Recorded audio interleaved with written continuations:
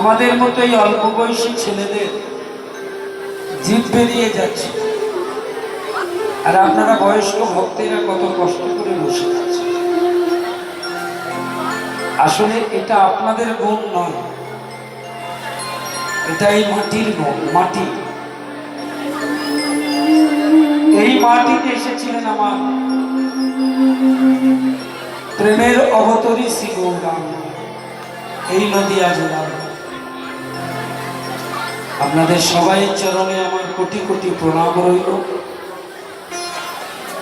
আজ 28 বছর ধরে, 28টি বছর ধরে এই হরিসভায় লীলা সংকীর্তন, নাম কীর্তন, আস্বাদন চলছে। দীর্ঘদিন হয়ে গেল। যাদের পূর্ণ উদ্যোগে এই হরিসভা, আমি তাদেরও প্রণাম জানাই। আজকে গৌর লীলার অষ্টকালীন চলছে। গৌরাঙ্গের মাটিতে এটা প্রয়োজন।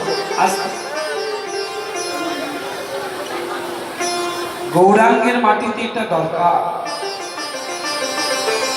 পূর্ববর্তী গুরুস্থানীয় মহাজন কীর্তনিয়ারা তারা লীলা কীর্তনের নিয়ম সৃষ্টি করে গেছে,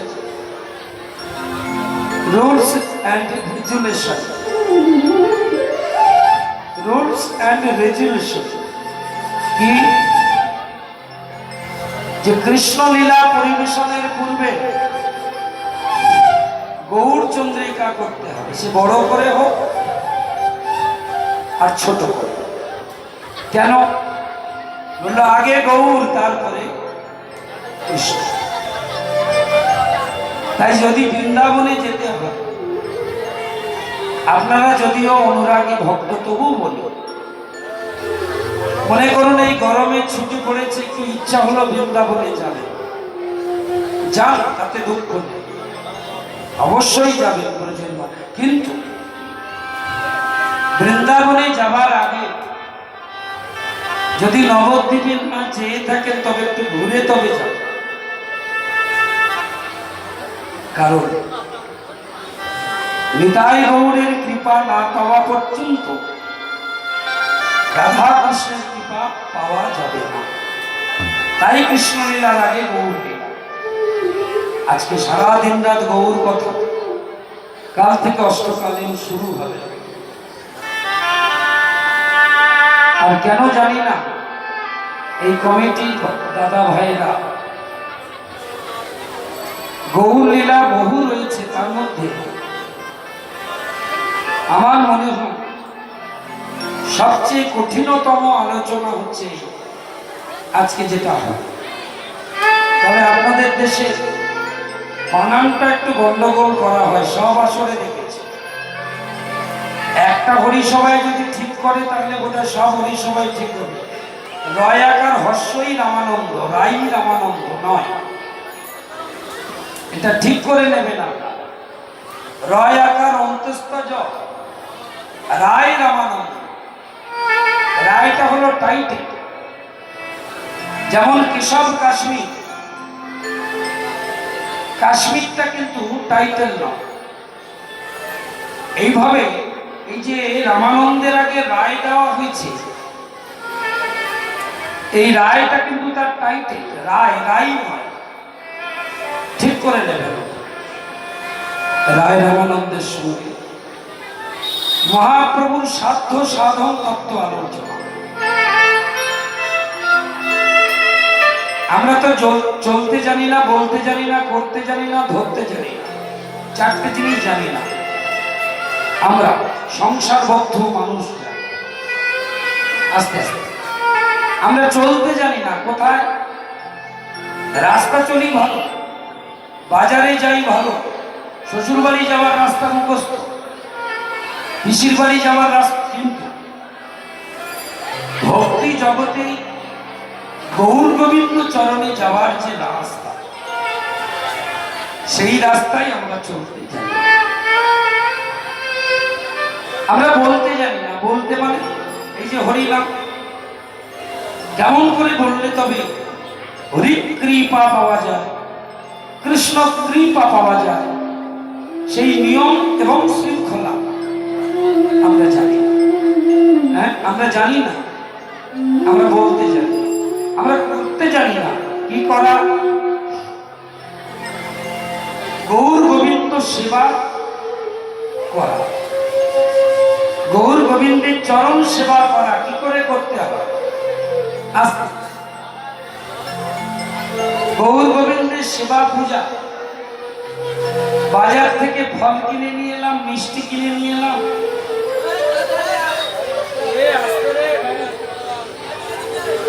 একটু আস্তে খোকা, না না আপনাদের সেবা দিচ্ছে। যার ঘরে দাম তার কথায় টান হবে। ঠিক আছে, দে বাবা আস্তে আস্তে।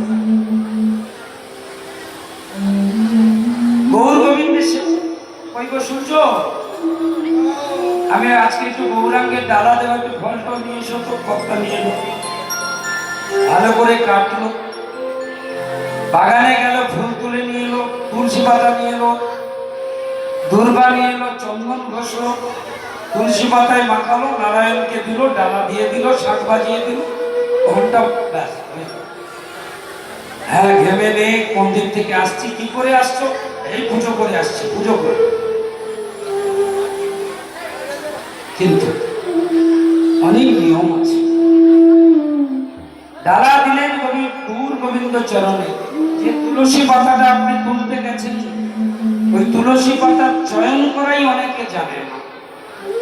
দুর্বা কি করে তুলতে হয় অনেকে জানে না। ফুল কি করে তুলতে হয় ফুলের গাছ থেকে অনেকে জানে। এই যে করা, ভক্তির আচরণ করা, আমরা জানি না। একটু বলি, যখনই তুলসী পাতা চয়ন করতে যাবেন, তুলসী পত্র ছাড়া গৌর গোবিন্দ সেবা হবে না। ভালো করে মনে রাখবেন, তুলসী বৃক্ষের কাছে দাঁড়িয়ে প্রথমে, ইনি তো ভক্তি প্রদায়িনী মা, ভক্তি মা। গলায় বস্ত্রটা দেবেন, আঁচলটা গলায় দিয়ে দেবেন। গল বস্ত্র কৃত লগ্না, পুরুষ যদি হয় কৃত লগ্ন, অর্থাৎ দাসের মতো, কৃত দাসের মতো গলায় কাপড় দিয়ে তুলসী বৃক্ষের তলে একটা প্রণাম করতে হবে। একে দাসত্ব করা হলো। এইবার হাত দুটো জড়ো করে তুলসী বৃক্ষের কাছে বলতে হবে, মা তুমি কত কষ্ট করে তোমার বক্ষ চিরে এই গৌর গোবিন্দের সেবা উপযোগী পত্র তুমি বের করেছ, দাও মা। তোমার ওই পত্র ছাড়া গৌর গোবিন্দের সেবা হবে। অনুমতি চাই,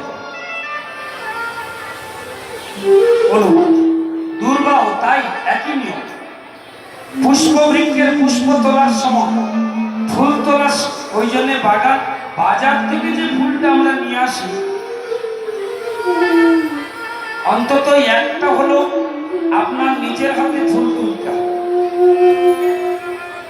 কারণ ওই যে বাজারের ফুল কে কিভাবে তুলেছে আমি তো জানি না, অনুমতিও নেওয়া হয়নি হয়তো, তাই নিজেকে অন্তত একটা ফুল তুলতে হবে একই নিয়মে, অনুমতি। কারণ কারোর জিনিস ব্যবহার করার আগে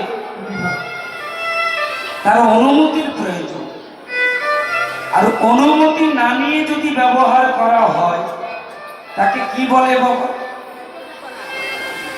কারোর ঘরে কোনো বস্তু তাকে না জানিয়ে যদি আপনি ব্যবহার করেন বা নিয়ে নেন, তাকেই তো চুরি করা বলে।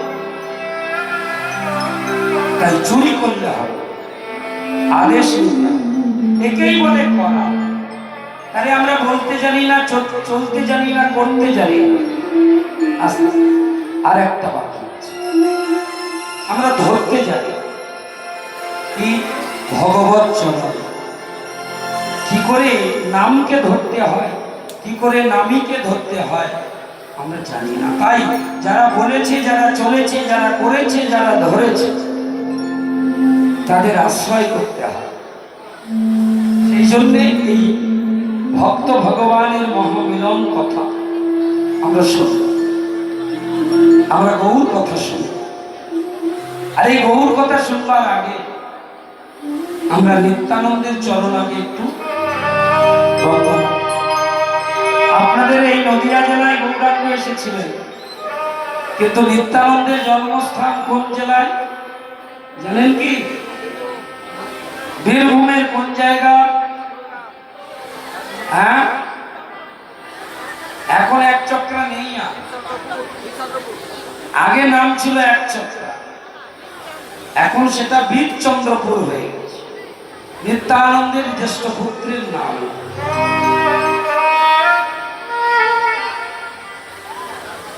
রার দেশ নাম এক চক্রা গ্রাম, আই পণ্ডিত ঘরে শুভ মাঘ মাস শুক্লা ত্রয়োদশী জনমিলা হল। বীরভূম আর নদিয়া এক হয়ে গেল। নদিয়ার প্রাণ গোরা, বীরভূমের প্রাণ নিতাই এক হয়ে গিয়ে এই কলিজীবের জন্য, আমাদের জন্য প্রচেষ্টা করলেন। নিতাইকে কেন কাছে রাখলেন? বলো, নিতাই না ভজন করলে গৌর কৃপা পাওয়া যাবে। আরে কবে নিতাই চাঁদয়া, কবে আরে কবে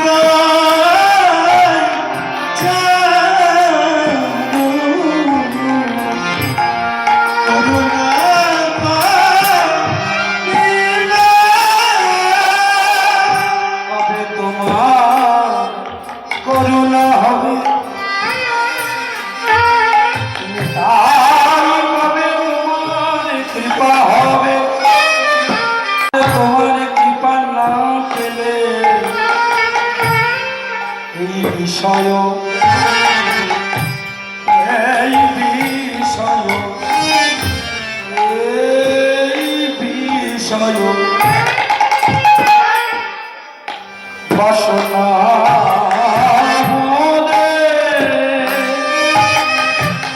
বলো কবে তুচ্ছ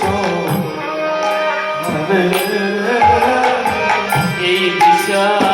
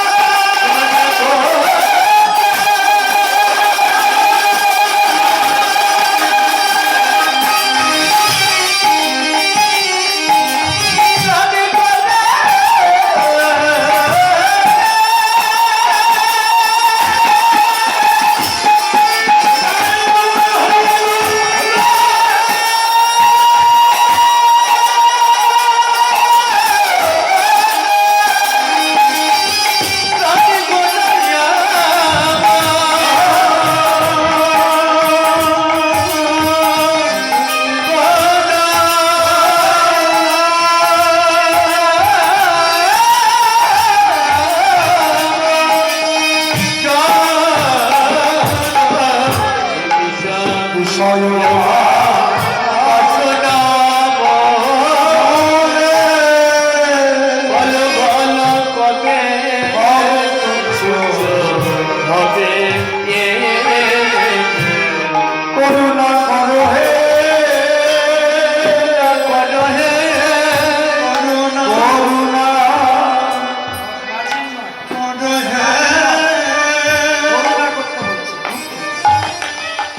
আমার করুণা করো হে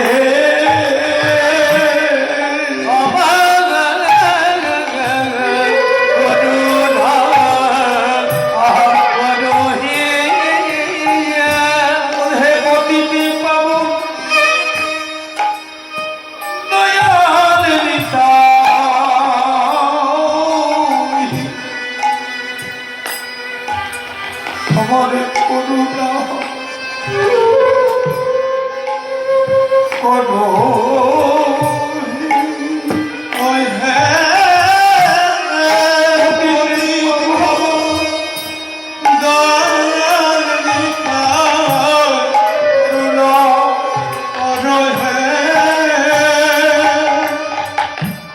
কবে দূরে চলে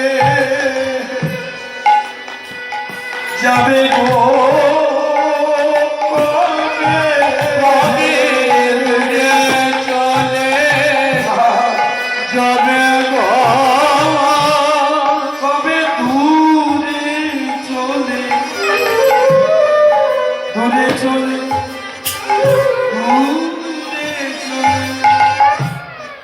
যাবে গো আমার কামনা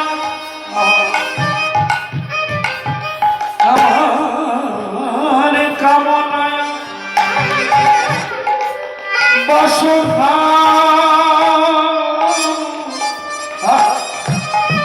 কবে দূরে চলে যাবে গো আমার কামনা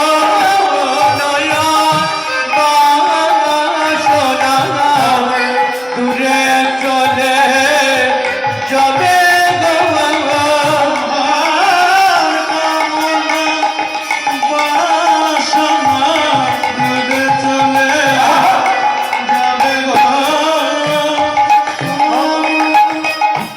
বাসনা দূরে চলে যাবে গো বিষয় বাসনা মনে হবে হবে তুচ্ছ হবে হবে হবে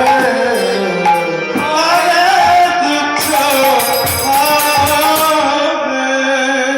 আস্তে আস্তে নিত্যানন্দের করুণা যদি হয় খুব ভালো করে শুনতে হবে। নিত্যানন্দের করুণা যদি হয় কি হয়, এই যে মায়েরা নিতাই চাঁদ যদি আপনাদের বাড়িতে আসে টাকা পয়সা কিন্তু দেবেন,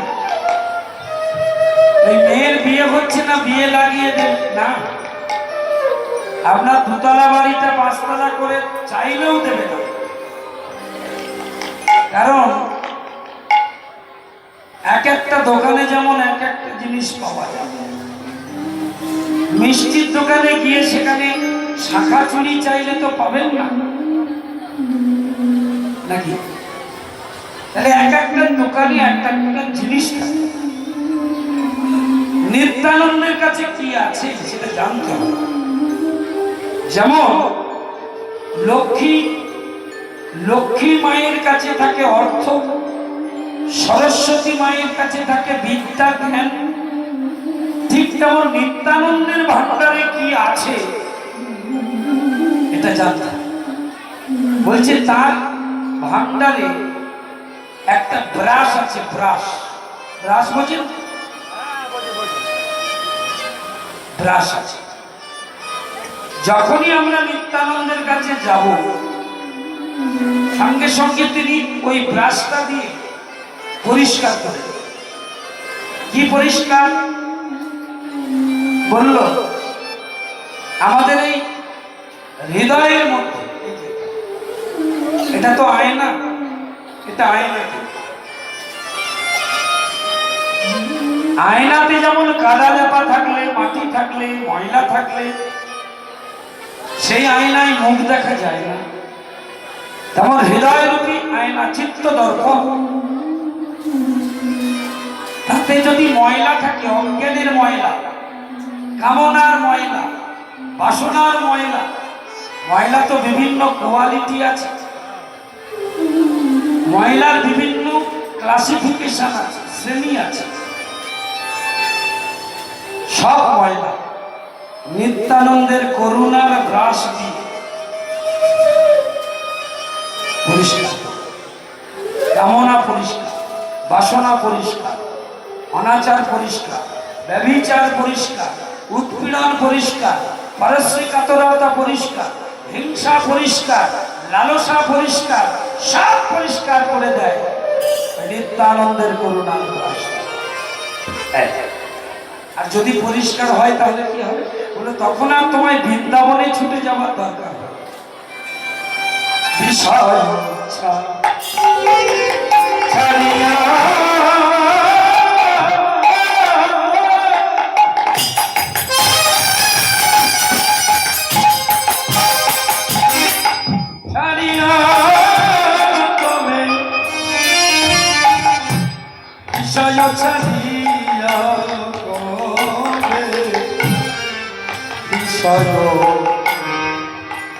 ছাড়িয়া কবে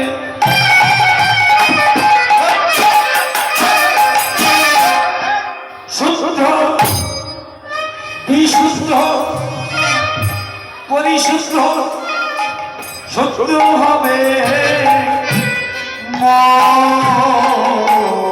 বিষয় ছাড়িয়া কবে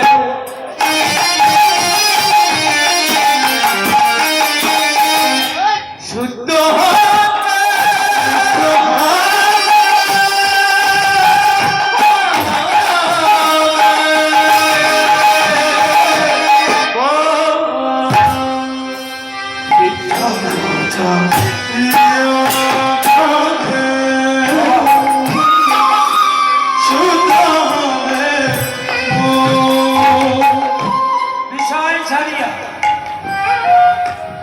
আমাদের এই মন, হে নিতাই, কবে তোমার করুণার গ্রাস দিয়ে আমাদের হৃদয়গুলো তুমি পরিষ্কার করে দেবে, শুদ্ধতায় ভরে যাবে আমাদের হৃদয়, বিশুদ্ধতায় ভরে যাবে আমাদের মন। আর মন যদি পরিষ্কার না হয় তবে বৃন্দাবনে গিয়েও কোনো কাজ হবে, হরিবাসরে এসেও কোনো কাজ হবে। আগে মন, যে মায়েরা সবার মন পরিষ্কার আছে তো, শুধু শাড়ি পরিষ্কার হলে হবে, মন পরিষ্কার। আমার মন কিন্তু ভীষণ পরিষ্কার, খুব পরিষ্কার। আচ্ছা, আপনাদের যাদের যাদের মন খুব পরিষ্কার নেই, একটু অনুধ্বনি করুন তো।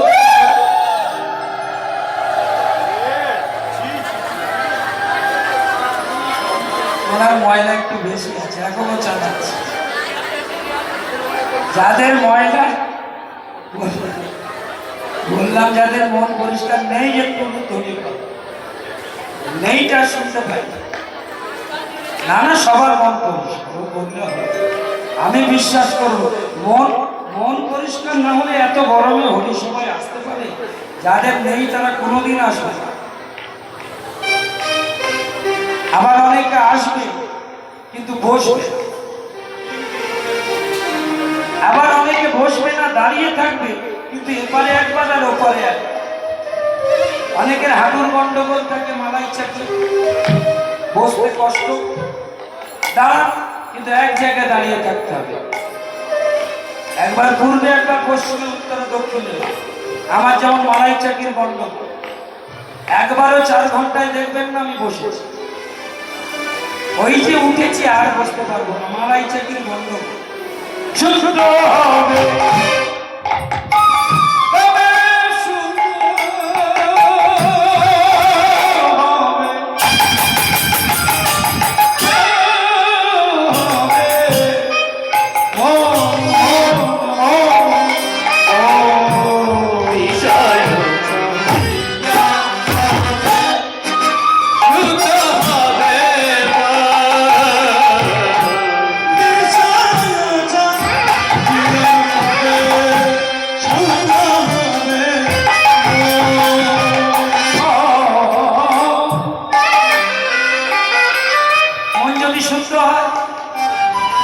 আর পয়সা খরচা করে বৃন্দাবনে যেতে হবে।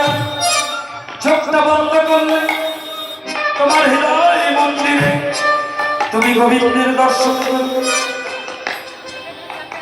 বিষয় ছাড়িয়া কবে শুদ্ধ হবে, আর শুদ্ধ হলে এটাই তো বৃন্দাবন হয়ে যাবে। কবে হাম বলো, কবে হাম, কবে হাম হেরি বসে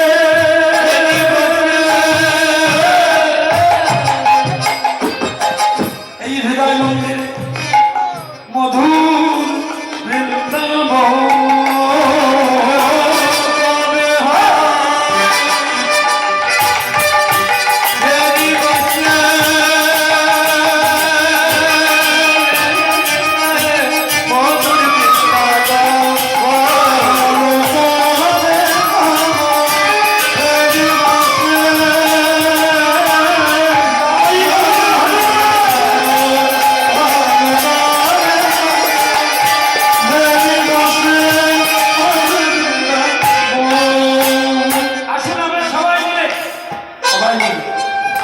নিত্যানন্দের কাছে প্রার্থনা জানাই, হে নিতাই, এত কষ্ট করে তোমার চরণে এলাম, তুমি একটু বলে দাও, একটু বলে দাও। কি বলবো? হ্যাঁ, কি বলবো? কবে বৃন্দাবনে বাস করিব, বৃন্দাবনে বাস করিব, বৃন্দাবনে বাস করিব, কবে মধুর বৃন্দাবনে বাস করিব, কবে বৃন্দাবনে বাস করিব। ঠিক মায়েরা ইচ্ছা হয় না একটু বৃন্দাবনে যাওয়া? হ্যাঁ, অনেকে দেখেছি যায় বটে, তীর্থে যায়, আর তীর্থে গিয়ে আগে দেখে ভালো হোটেল কোথায়। হ্যাঁ, শুনুন, বৃন্দাবনে যাবেন যখন, যারা গিয়েছেন তাদের কাছে শিখে নেবেন গিয়ে কি করতে হবে। কবে ধুলাই বড়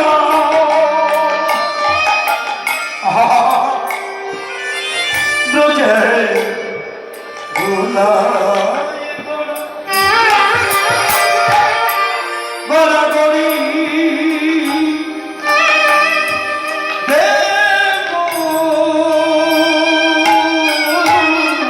কবে বৃন্দাবনে বাস করিব, কবে ধুলাই গড়ি দেব কৃষ্ণ তোমার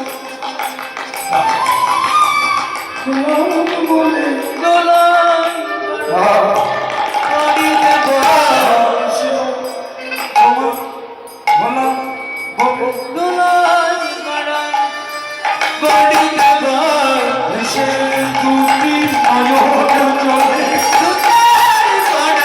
গড়ি দেব সে দুটি নয়ন গড়ি দেব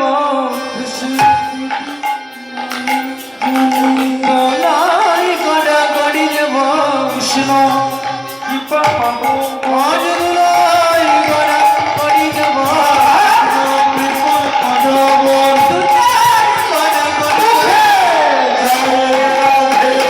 শ্রী রাধে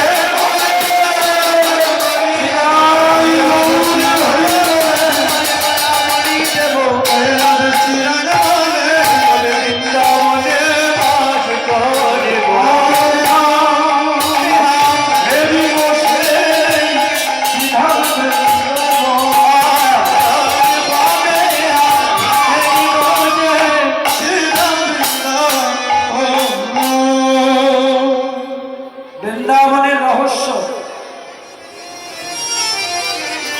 কেন বৃন্দাবনের ব্রজগোপীরা স্কুলে গেল না, পাঠশালায় গেল না, ক বা ক খ একে চন্দ্র দুয়ে পক্ষ কিছুই শিখলো না? ওই মূর্খা মেয়েগুলো দিনরাত গরু নিয়ে যারা পড়ে থাকতো, সেই মেয়েগুলোকে কেন কৃষ্ণচন্দ্র ভালোবাসে? যত রাজ্যের প্রেম কেন সেই বৃন্দাবনেই ঢালা হল। সেই ব্রজের রহস্য সাধন তত্ত্ব সাধ্য আমরা বৃন্দাবনেরই একজনের কাছে শুনবো। এই কলিযুগে বৃন্দাবনের একজনের কাছে শুনবো। রূপ রঘুনাথ পদে রঘুনাথ পদে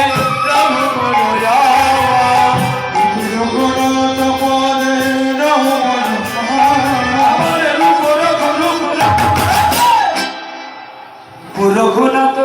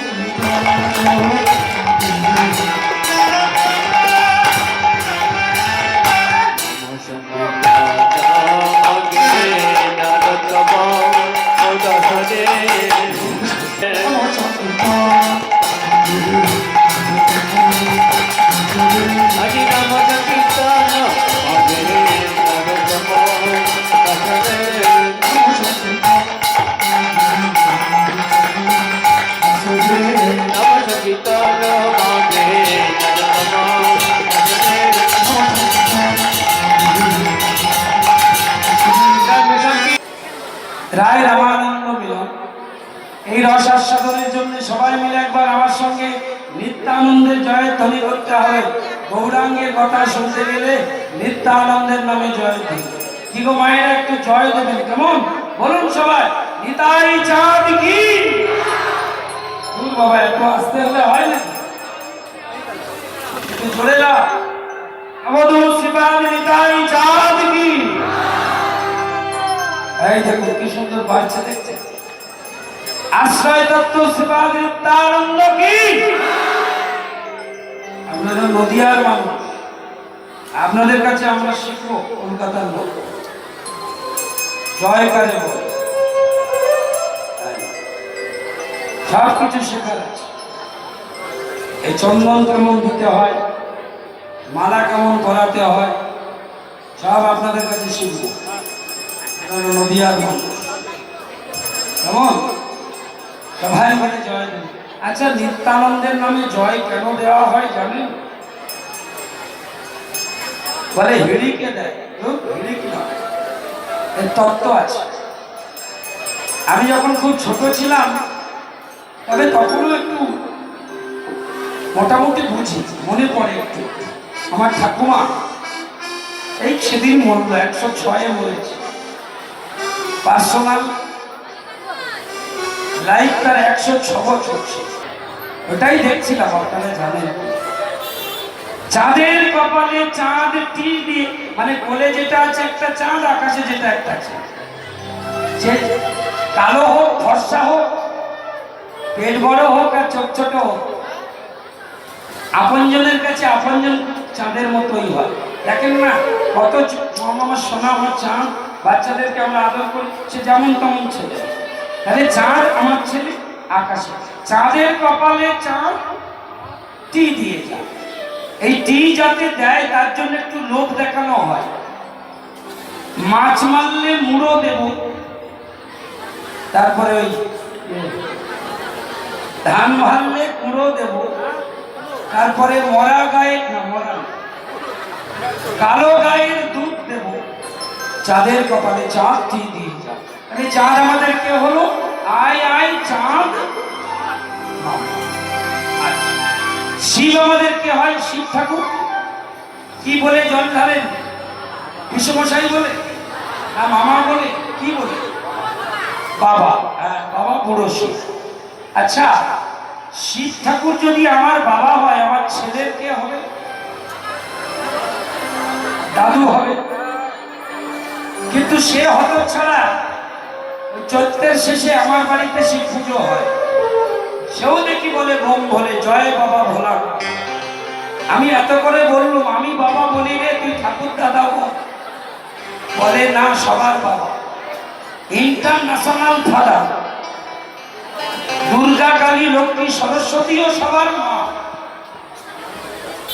ঠিক তেমন এই নিত্যানন্দের নামে জয় দেওয়ার মূল কারণ,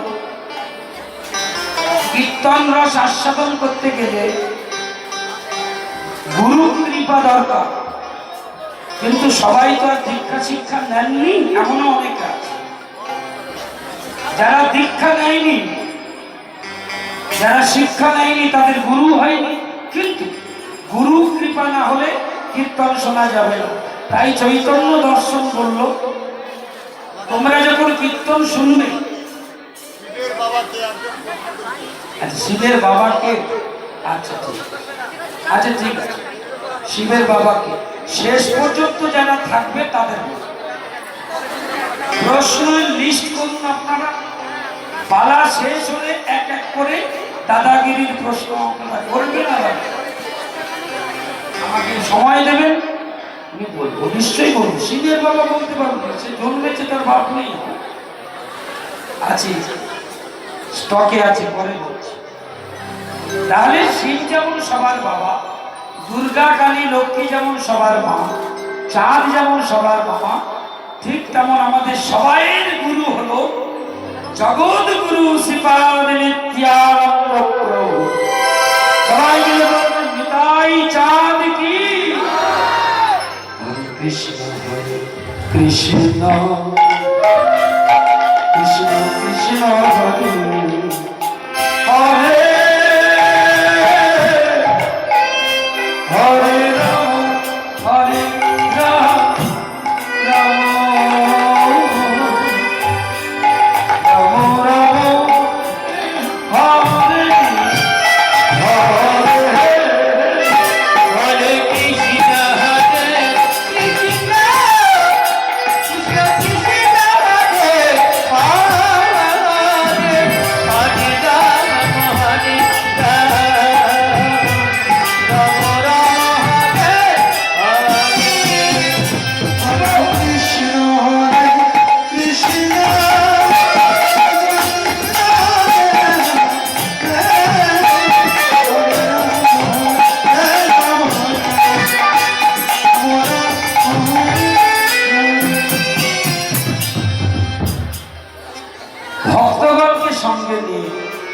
এইভাবে কলিযুগ উদ্ধারের নাম নিয়ে অতীত পাবন বহু সুন্দর দক্ষিণ ভারত চলেছেন উদ্ধার করবার জন্য। দক্ষিণ ভারত অভিমুখে চলেছে, এসে দাঁড়ালেন দক্ষিণ ভারতে। আপনারা যারা গেছেন, একটা বিগ্রহ আছে যার নাম হলো জিয়র নৃসিংহ। এই যে কিছুদিন আগে নৃসিংহ চতুর্দশী গেল, তাই না? তারপরে একটা তিথি এসেছিল, কি তিথি? বুদ্ধ পূর্ণিমা। এই বুদ্ধ পূর্ণিমার আগের দিন যে চতুর্থীটা ছিল ওটা নৃসিংহ চতুর্দশী। ওই দিনে ভক্ত প্রহ্লাদ নরসিংহ রূপ দেখেছে। ওই দিনে হিরণ্যকশিপু কৃপা পেয়েছে। ওই নৃসিংহ চতুর্দশী তিথিতে এই দক্ষিণ ভারতের জিয়র নৃসিংহ বলা হয়। এখানে মহা ধুমধাম করে নরসিংহের পুজো করা হয়। আর সেই নরসিংহের কাছে এসে দাঁড়ালেন হরিনাম নিয়ে আমার চৈতন্য নাম ভজ হরিনাম কৃষ্ণ নাম চিত্ত নাম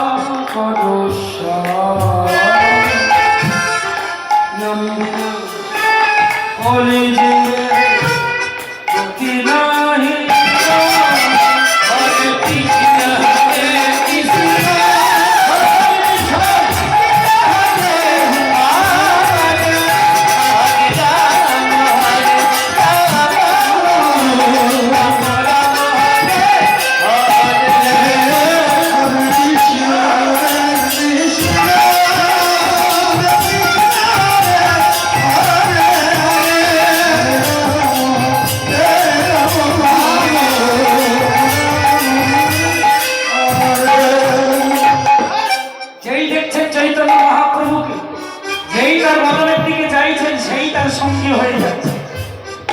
হাজার হাজার গৌর অনুরাগী ভক্তদের সঙ্গে নিয়ে জিও নৃসিংহের সামনে দাঁড়িয়ে আমার মহাপ্রভু কীর্তন করতে লাগে।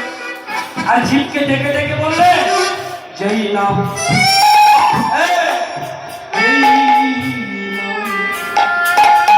সেই কৃষ্ণ ভজ নিষ্ঠা করি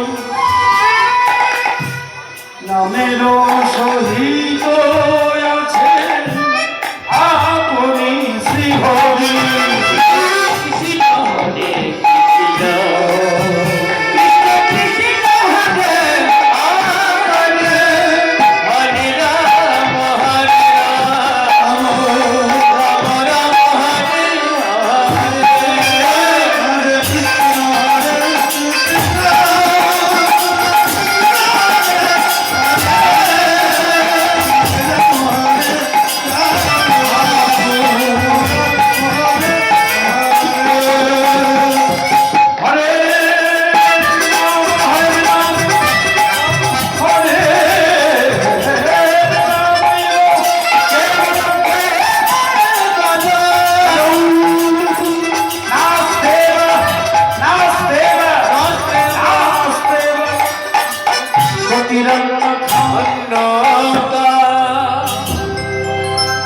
হরিনাম বিতরণ করতে করতে জিয়া নৃসিংহ দর্শন করে মহাপ্রভু এলেন একটি নদীর তীরে। দক্ষিণ ভারতের বিখ্যাত নদী, যার নাম গঙ্গা নয়, যমুনা নয়, সরস্বতী নয়। নদীটার নাম হচ্ছে গোদাবরী নদী। আর এই গোদাবরী নদীটা যে রাজ্যের উপর দিয়ে বয়ে গেছে সেই রাজ্যটির নাম হলো যেখানে সাক্ষী গোপাল আছে, যারা গেছেন দক্ষিণ ভারত, সেই রাজ্যটির নাম হলো বিদ্যানগর। বিদ্যানগরের রাজা ছিলেন রায় রামানন্দ। আসলে তিনি রাজা হতে চাইনি। ছোটবেলা থেকে রায় রামানন্দ খুব কৃষ্ণ ভক্ত ছিলেন। বাবার নাম পাওয়া যায়নি, তবে তার জীবনীতে বলছে ছোটবেলা থেকে তিনি খুব কৃষ্ণ ভক্ত ছিলেন। যে পাঠশালায় রামানন্দ পড়াশোনা করত, সেই পাঠশালায় পড়াশোনা করত উড়িষ্যার বর্তমান তখনকার দিনে রাজা যিনি ছিলেন গজপতি রাজ প্রতাপরুদ্র। আস্তে আস্তে প্রতাপরুদ্র ছোটবেলায় যে পাঠশালায় পড়ত, রায় রামানন্দ ছোটবেলায় সেই পাঠশালায় পড়ত। আর এই দুজনার মধ্যে ভীষণ বন্ধুত্ব হয়েছে। এক সময় যখন বড় হয়ে গেল, গজপতি রাজ প্রতাপরুদ্র ছিল রাজা ছিলেন, উনি চলে এলেন পুরীধাম। আর বিদ্যানগরে চলে গেলেন আমার রামানন্দ। একদিন গজপতি রাজ শুনলেন, প্রতাপরুদ্র শুনলেন যে তার বাল্যকালের সহপাঠী রায় রামানন্দ পিতৃমাতৃ হারা হয়েছে, বাবা মারা গেছে, মা মারা গেছে, চরম দারিদ্রতার মধ্য দিয়ে দিন কাটাচ্ছে। গজপতি রাজ প্রতাপরুদ্র ডাক দিলেন তার ছোটবেলার বন্ধু রায় রামানন্দ। রায় রামানন্দ এলেন। প্রতাপরুদ্র বললেন, শোনো রামানন্দ, একেই বলে ফ্রেন্ডশিপ, একেই বলে ফ্রেন্ডশিপ, একেই বলে বন্ধুত্ব। রামানন্দের গলা জড়িয়ে ধরে গজপতি রাজ প্রতাপরুদ্র বললেন, শোনো রামানন্দ, আমার অধীনস্থ বিদ্যানগর রাজ্য আজ থেকে আমি তোমার নামে লিখে দিলাম। আমি যেমন উড়িষ্যার রাজা, আজ থেকে তুমি হবে বিদ্যানগরের রাজা। রামানন্দ বলেছিল, ওরে প্রতাপ, আমি রাজ্য চাই না, আমি সুখ চাই না, আমি স্বাচ্ছন্দ্য চাই না, আমি ঐশ্বর্য চাই না। তুই যদি আমাকে কৃষ্ণচরণ সেবার ব্যবস্থাটা করে দিস তাতেই হবে। আমি শুধু কৃষ্ণচরণ সেবা করতে চাই, রাধা কৃষ্ণচরণ সেবা করতে চাই। আমি রাজ্য ওরে অর্থ না থাকলে পরমার্থের সম্মান করবি কি করে? এটা কলিযুগ। এখানে হরিবাসর করতে গেলে লাগে পয়সা, এখানে বৈষ্ণব সেবা করাতে গেলেও লাগে পয়সা, টাকা, অর্থ।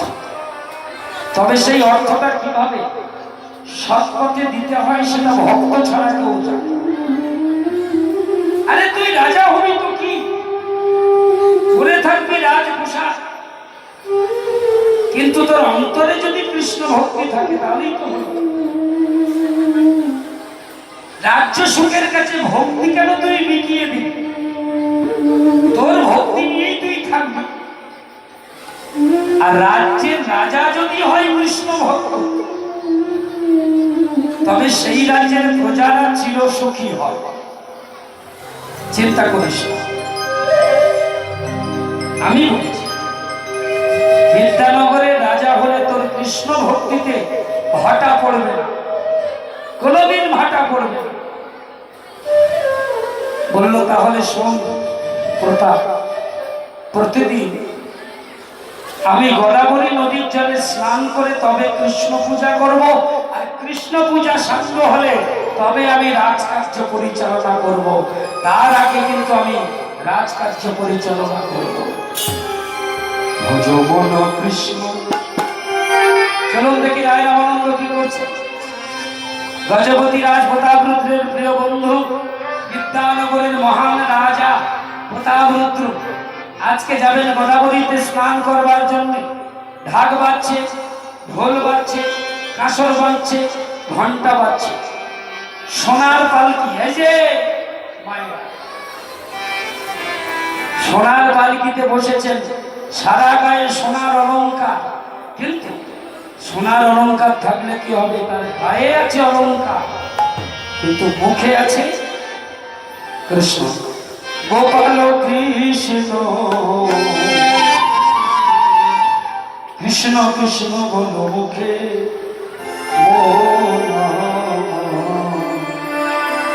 কৃষ্ণ কৃষ্ণ বলো নামে বুক ভরে যায় অভাব।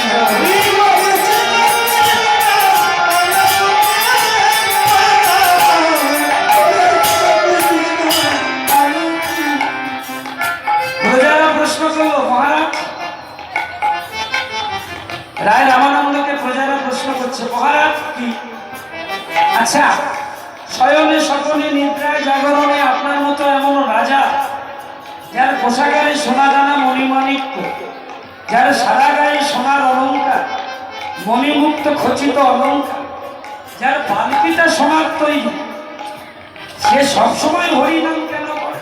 বলে ওরে শোন, হরি আমার কি জানিস? কে মহারাজ? ভক্তমন্ডলী মায়েরা, রায় নামানন্দের এই কথাটা যদি আমরা মানতে পারতাম তাহলে আমাদের জীবন ধন্য হল। প্রজাদের উদ্দেশ্যে রামানন্দ বলল, শোন, এই হরি আমার কি হয় জানিস? আমার বাবা তো নেই না, আমার মাও নেই, আমার বন্ধু বান্ধব কেউ নেই। আচ্ছা বলতো, এই জগতে যার কেউ নেই তার কি আছে? হরি দিন বন্ধু চিরদিনের বন্ধু, হরি দিন বন্ধু চিরদিনের বন্ধু, হরি দিন বন্ধু চিরদিনের বন্ধু, হরি দিন চিরদিনের বন্ধু, হরি দিন বন্ধু চিরদিনের বন্ধু, জীবের চির দুঃখে সুখে ভজরে ভজরে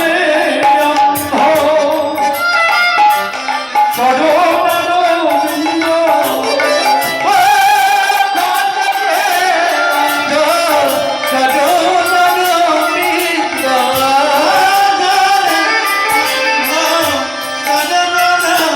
চরণারবিন্দ হরিচরণ ভজরে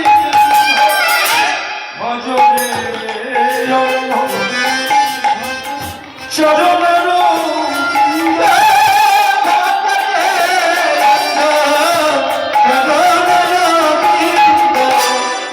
শয়নে সকলে নিদ্রায় জাগরণে আমি কেন ভজি? হরিচরণ জানিস, যারা ভজন করতে পারে, মনে রাখতে পারে, তাদের কি হয় জানিস? জনম মহাসুখে বলো কৃষ্ণ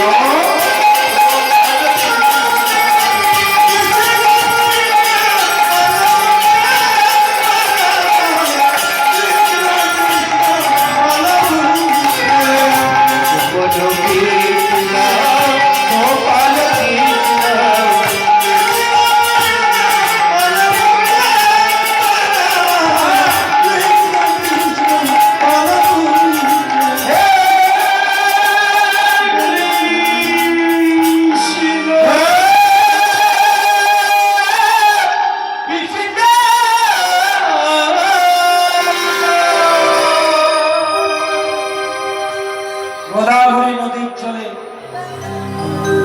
স্নান করেছেন আমার রায় রামানন্দ।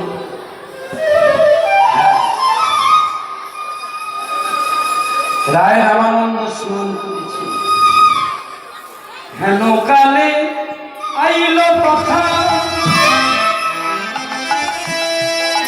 রামানন্দ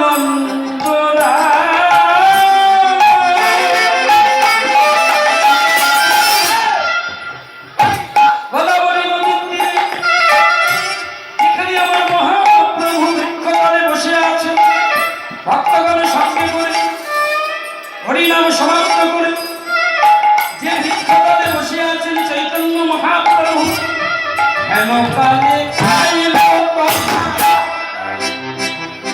রামানন্দ আইল রামানন্দ কালে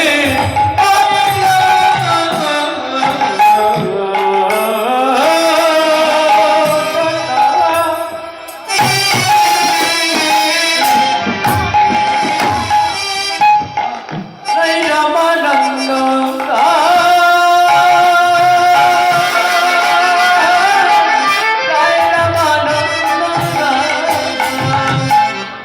স্নান করি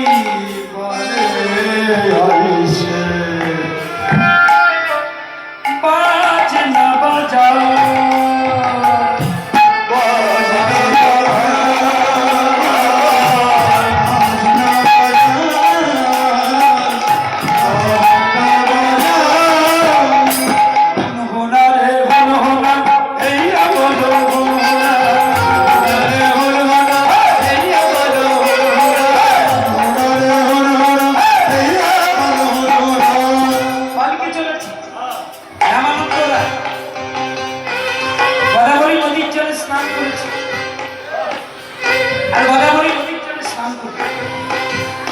পালকিতে চেপে বসেছেন, সারা গায়ে অলঙ্কার, পাইক বরকন্দাজ ঢাক ঢোল বাজছে আর পালকি চলেছে। দূরে মহাপ্রভু দেখছেন, দূরে বসে মহাপ্রভু দেখছেন রাজা স্নান করেছে ঐশ্বর্য, তো মহাপ্রভু মাথাটা নিচু করে নিয়েছেন। কেন? কারণ সন্ন্যাসী যারা হয় তারা বিষয়ী বদন কোনদিন দর্শন করে। কেন? বিষয়ী বদন দেখলে মলিন হয় মন, আর মলিন মনে নাহি হয় শ্রীকৃষ্ণ ভজন। গৌর হরি। ওই দেখো মহারাজ রামানন্দ রায় যাচ্ছে গঙ্গা স্নান করে ঘরে থেকে, বলো হোলা রে বলো হোলা, এই বলো বলো হোলা, রে বলো হোলা, এই বলো বলো হোলা, রে বলো হোলা, এই বলো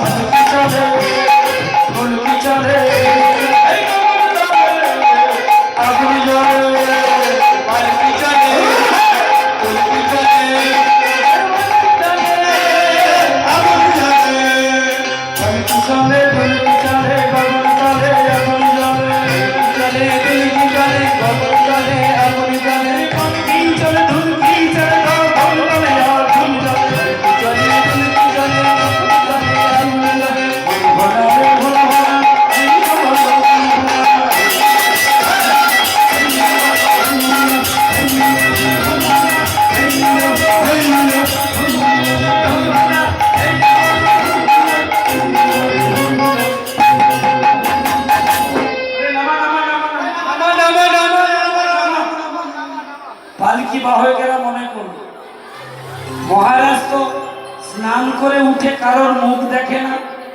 প্রতিদিন রামানন্দ রায় কৃষ্ণ ভক্ত, তো বাইরে দেখ, এই জন্য বলে বাবা ভক্তের ভক্তি নিয়ে কোনোদিন ব্যঙ্গ করতে নেই। কার মধ্যে ভক্তি আছে এই চোখে দেখে বুঝতে পারা যাবে। অপরাধ নেবেন না। আপনি যেখানে বসে আছেন, এই যে আপনার গলায় আছে সরু পুঁতির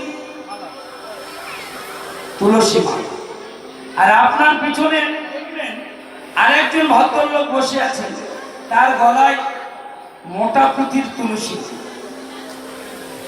এখন তার দিকে যেই না তাকিয়েছে, মোটা পুঁতির যে তুলসী মালা যিনি পড়েছেন তিনি দেখছেন ওর গলায় সরু মালা, তখন ঝেড়ে টেড়ে গুছিয়ে বসছে।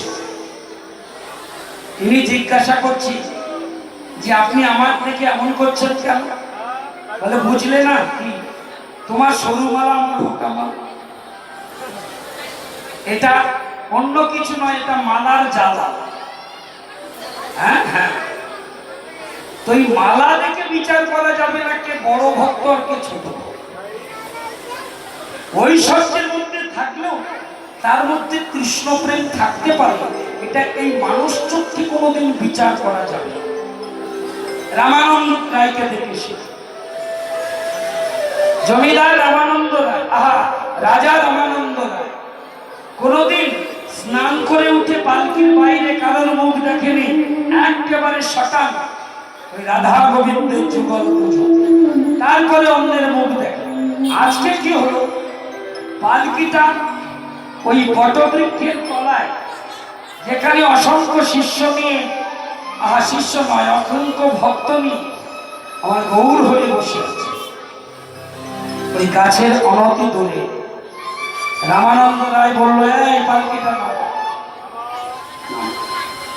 পালকি থেকে নেমেছেন রামানন্দ, মহাপ্রভু কিন্তু মাথা নিচু করে আছে।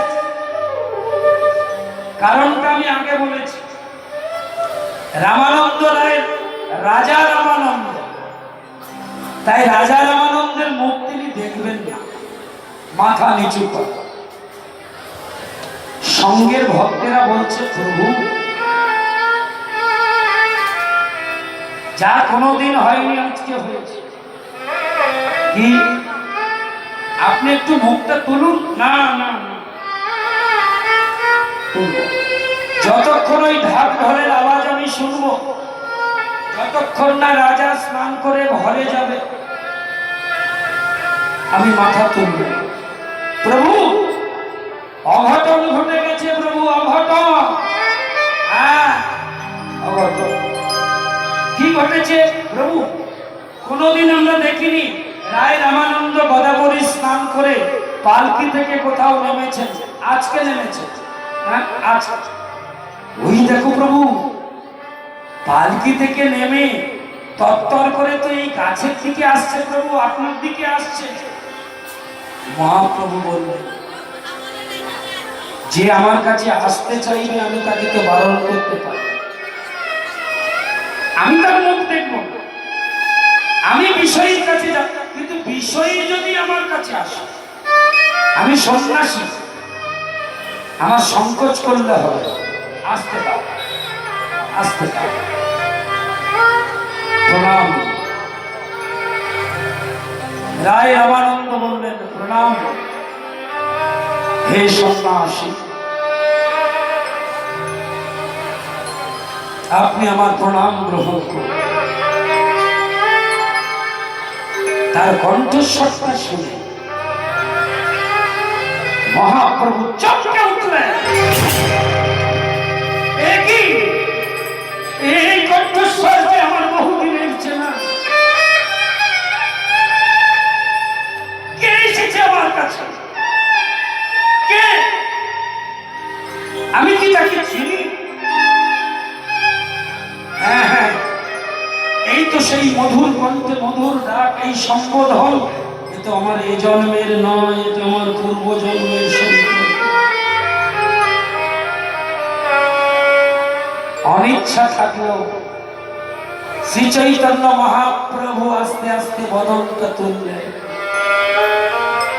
যেই না নাম রামানন্দের চোখে চোখ রাখলেন, চিনতে পারলেন কলিযুগে যে রায় রামানন্দ হয়ে জন্মেছে, সে আর অন্য কেউ নয়, সে হলো বৃন্দাবনের অষ্ট সখীর মধ্যে অন্যতম সখী, নাম তার বিশাখা।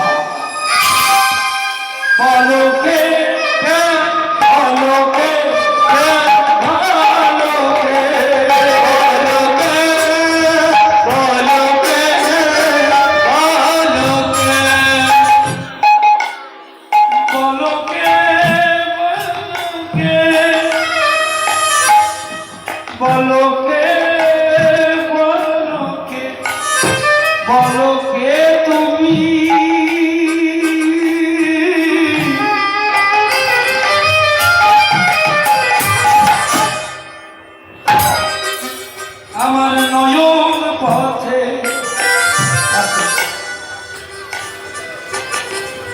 রায় রামানন্দ অপলক নেত্রে মহাপ্রভুর মুখটা দেখছে। ভগবানকে যে একবার দেখে তার কি জাগতিক জগতের আর কোনো কিছু ভালো লাগে বলুন? রামানন্দ করজোরে বললেন, দেখি সন্ন্যাসী, এতক্ষণ তুমি মাথা নিচু করেছিলে,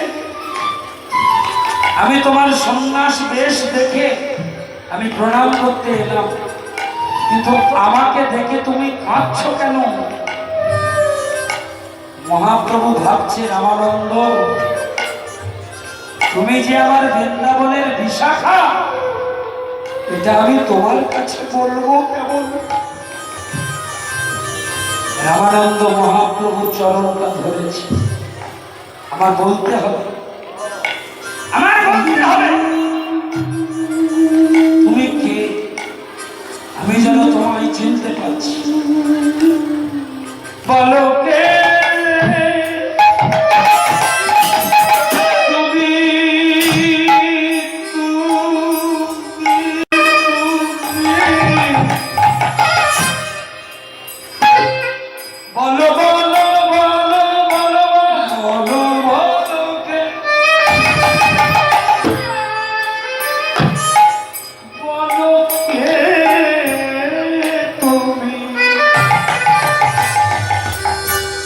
নয়ন পথে দাঁড়াইয়া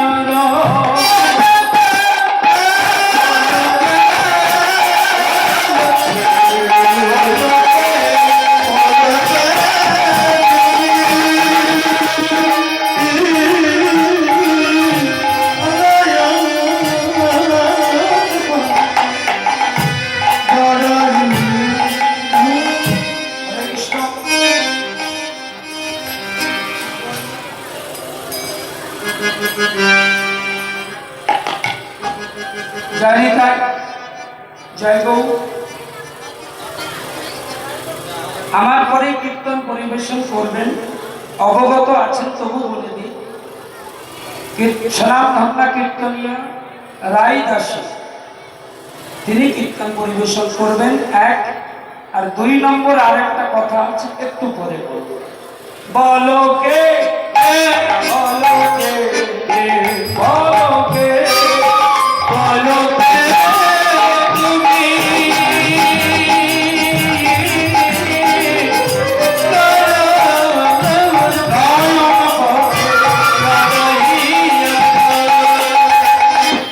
আজানো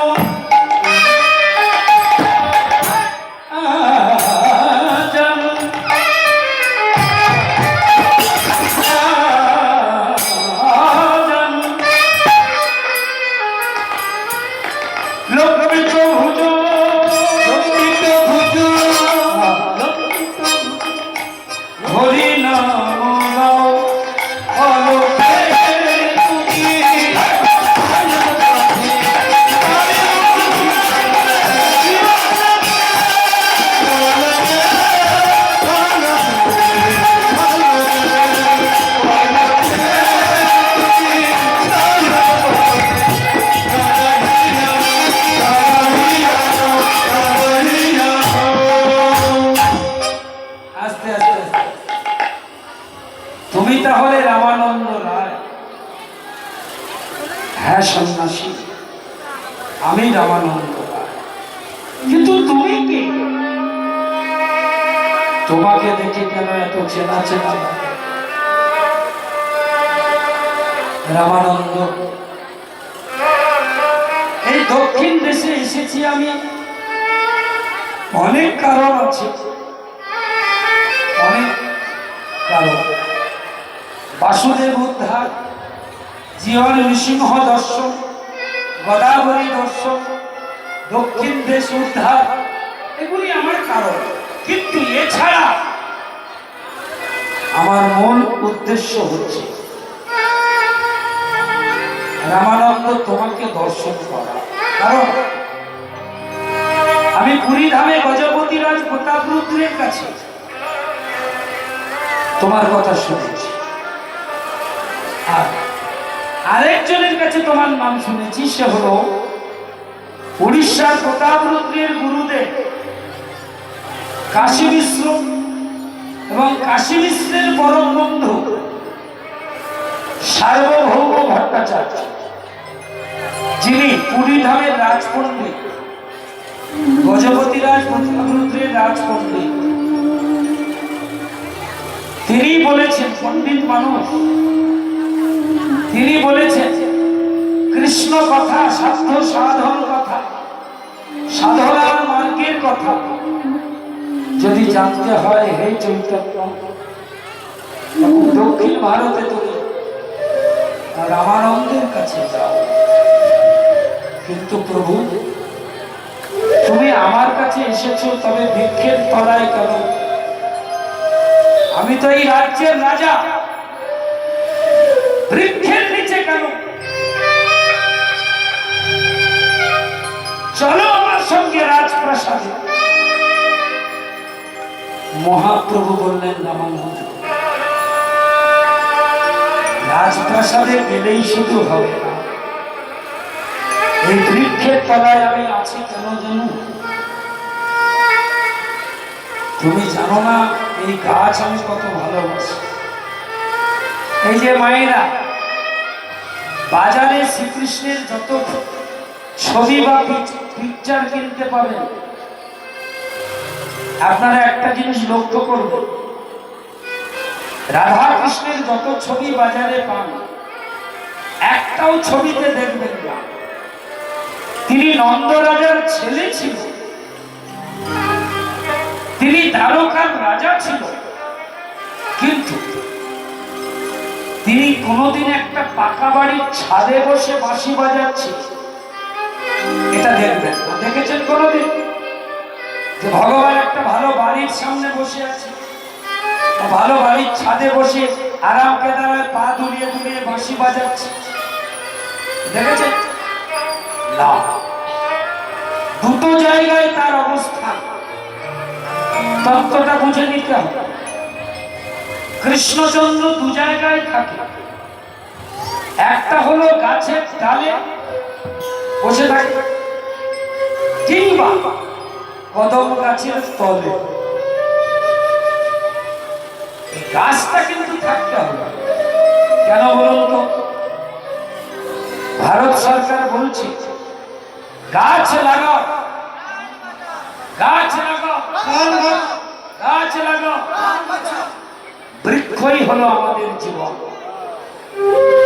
বৈজ্ঞানিক যুক্তি রয়েছে, শুনেছি গাছ নাকি কার্বন ডাই অক্সাইড খায় আর অক্সিজেন দেয়, প্রাকৃতিক ভারসাম্য, এগুলো বিজ্ঞানের কথা।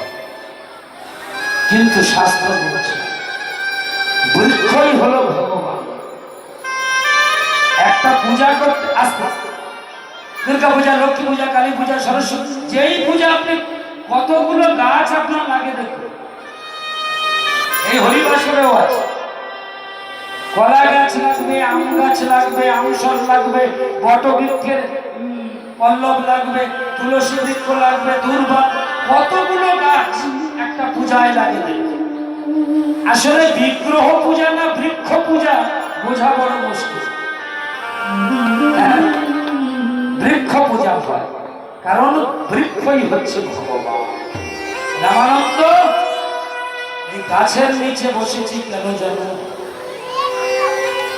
আমি তোমার ঐশ্বর্য দেখে, তোমার এই রাজ বেশ দেখে, সোনার পালকি দেখে আমি একটু ভয় পেয়ে গিয়েছিলাম যে যে এত সুখের মধ্যে থাকে, এত ঐশ্বর্যের মধ্যে থাকে, তার কাছে কি কৃষ্ণ ভক্তির কথা শুনবো? কিন্তু তুমি যখন আমার সামনে এলে, তোমার দিকে যখন আমি তাকালাম, রামানন্দ তোমাকে যখন আমি দেখলাম, আমি চিনতে পেরেছি তুমি রাজা হও আর আমি সন্ন্যাসী হই। পূর্ব জন্ম থেকে তোমার সঙ্গে আমার একটা সম্পর্ক আছে। আমি যদি হই ব্রজের কৃষ্ণ, তুমি হলে বিশাখা। আমি যদি হই ব্রজের রাধা, তবু তুমি বিশাখা। এখানে তুমি যে বেশে থাকো, দাও রামানন্দ আমার একটু আলিঙ্গন দাও। ছুটে গিয়ে রামানন্দ মহাপ্রভুর চরণে পড়েছে। মহাপ্রভু বললেন, রামানন্দ তোমার স্থান আমার চরণে নয়, তোমার স্নান হলো আমার এই বাহু প্রসারিয়া প্রভু আলিঙ্গন দিল, আলিঙ্গন দিল, ভূমিতে পড়িয়া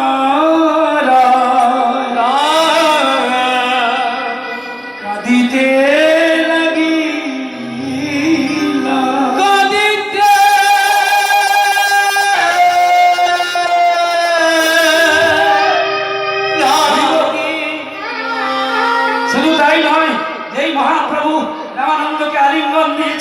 পরস্পর স্পর্শে যেমন লোহা সোনা হয়ে যায়, তেমন গৌর পরস্পরের কৃপায় রামানন্দের অন্তরে যে ঐশ্বর্যের প্রকাশ ছিল, সেই ঐশ্বর্য দূরে চলে গেল।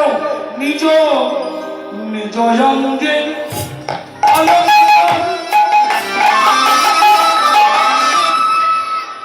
রামানন্দ এক এক করে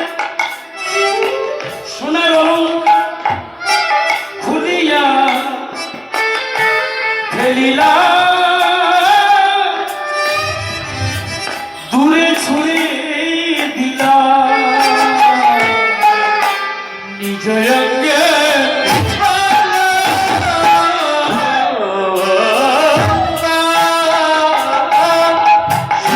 খুলিয়া খুলিয়া ফেলিল ছুড়ে ছুড়ে ফেলিয়া নিজ অঙ্গে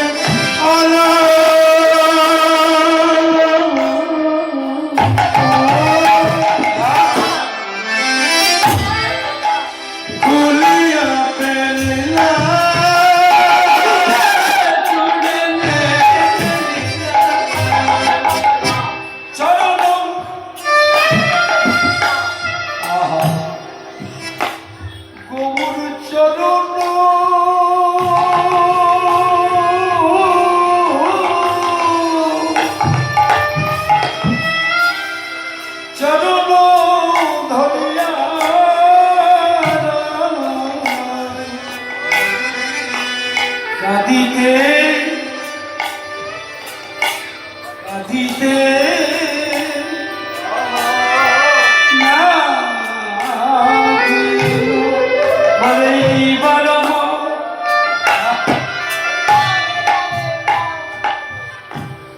করুণা করো বলে এইবার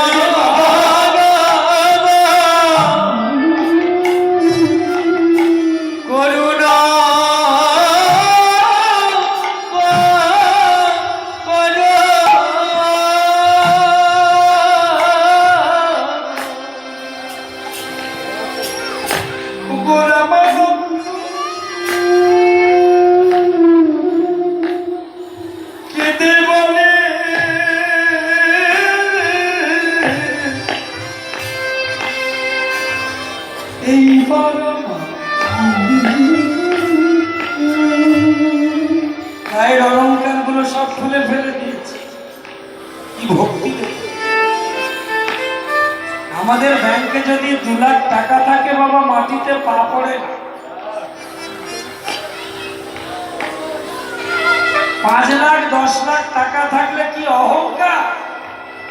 তার উপরে যদি 2টো গাড়ি থাকে, একটা বাড়ি থাকে, আর বাড়িতে যদি একটা ঘরে এসি থাকে, ওরে বাপরে! কোটি কোটি টাকার অলঙ্কার সব ফেলে দিয়েছে।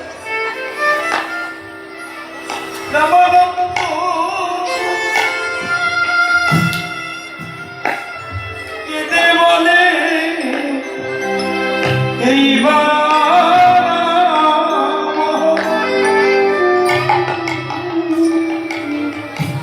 করুণা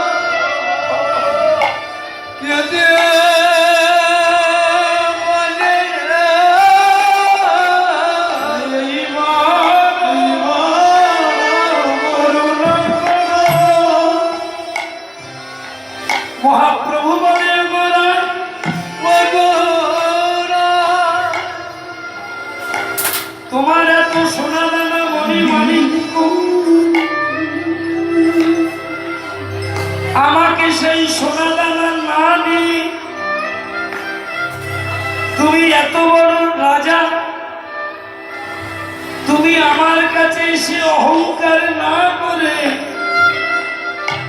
তুমি কেন আমার চরণ ধরেছ? রামানন্দ বলে, প্রভু গো, এই সোনা দামায় আমি কি আর করব? এই সোনার মধ্যে খাদ আছে, কিন্তু আমি যে সোনার চরণ ধরেছি সে যে আমার উপাসনা খাটি সোনা, সে যে আমার উপাসনা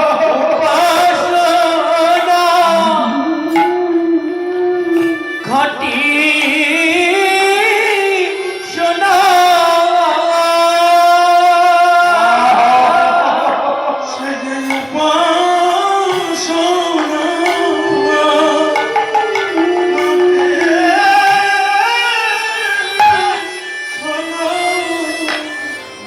যে সোনার অর্থ দিয়ে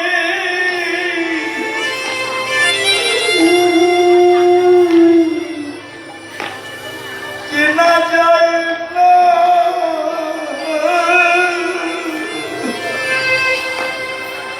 তুমি আমার উপাসনা,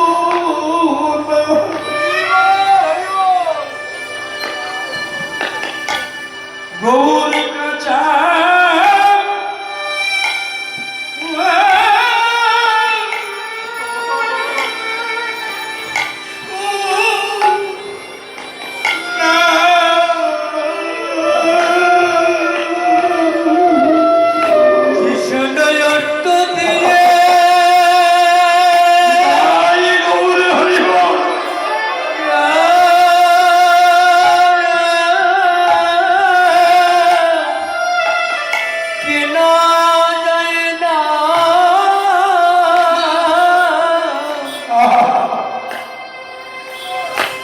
আমার উপাসনা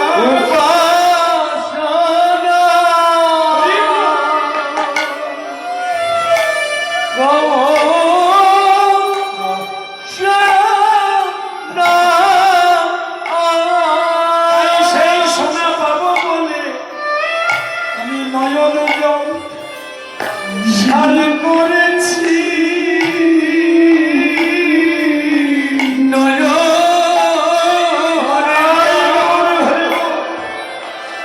সারি করেছি,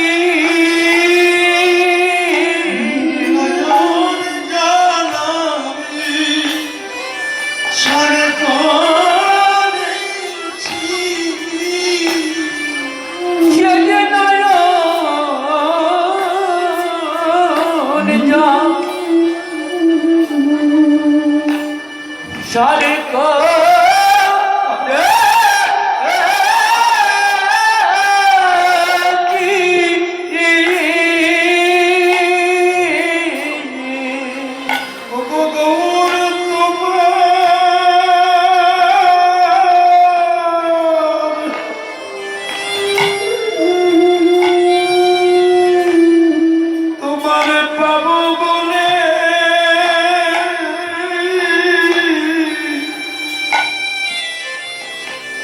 নয়নে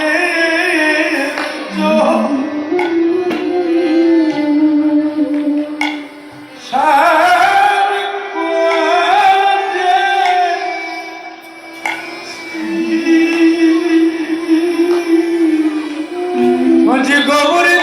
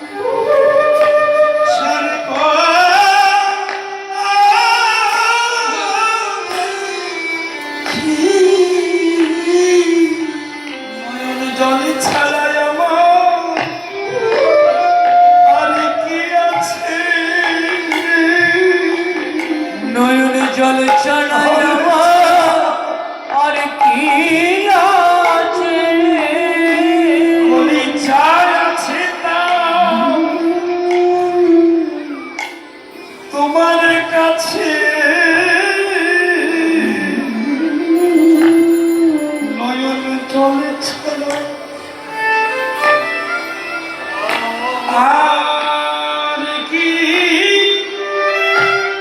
আছে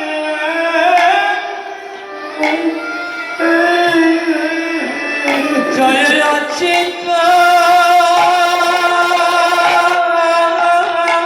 তোমার কাছে তোমার কাছে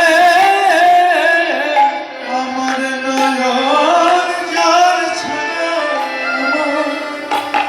আর কি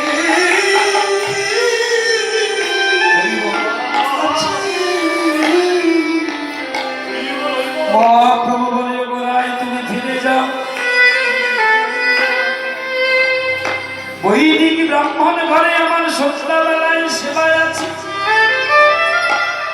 আমি আবার তোমার সঙ্গে মিলনে হবে মিলিত হব বৈদিক ব্রাহ্মণ ঘরে রামানন্দ রায় চলে গেলেন রাজপ্রাসাদে সন্ধ্যার পুণ্য লাগলে এক ভৃত্যকে সঙ্গে নিয়ে আর রাজবেশ নয় একটি ছিন্ন বস্ত্র পরিধান করে রায় রামানন্দ একটি কম্বলকে গায়ে জড়িয়ে ভৃত্য সঙ্গে ওই কুলীন ব্রাহ্মণ ঘরে এসেছেন দেখছেন আমার প্রভু বসে আছে এসো রায় এসো আমার মনের বাসনা তুমি পূর্ণ করো বেশ বলো প্রভু আমার কাছে তুমি কি চাও বলো রামানন্দ আমি তোমার কাছে একটা জিনিস জানবো বলে আমি